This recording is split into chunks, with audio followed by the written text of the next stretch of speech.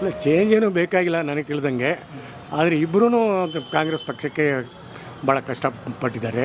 ಇವರು DKS ಕೂಡ ಅವರು ಇವರಿಂದ ಬಿ ಜೆ ಪಿನವ್ರಿಂದ ಭಾಳ ತೊಂದರೆಗೆ ಒಳಪಟ್ಟು ಜೈಲಿಗೆಲ್ಲ ಹೋಗಿ ಬಂದಿದ್ದಾರೆ.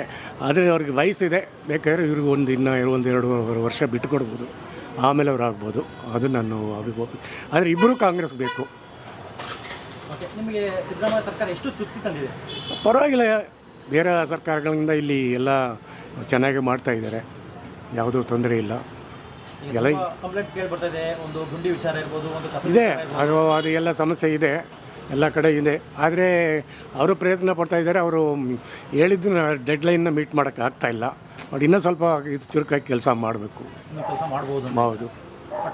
CM ಚೇಂಜ್ ಮಾಡೋ ಅವಶ್ಯಕತೆ ಇಲ್ಲ ಅಂತೀರಾ? ಅವಶ್ಯಕತೆ ಈಗಿಲ್ಲ, ಯಾಕಂದರೆ ಅವ್ರಿಗೆ ವಯಸ್ಸಿದೆ. ಇನ್ನು ಸ್ವಲ್ಪ 1-2 ವರ್ಷ ಬಿಟ್ಬಿಟ್ಟು ಅವ್ರಿಗೆ ಮಾಡ್ಬೋದು. ಆದರೆ ಇಬ್ಬರು ಕಾಂಗ್ರೆಸ್ ಭಾಳ ಕಷ್ಟಪಟ್ಟು ಇಬ್ಬರು ಬೇಕು ಕಾಂಗ್ರೆಸ್ ಪಕ್ಷಕ್ಕೆ.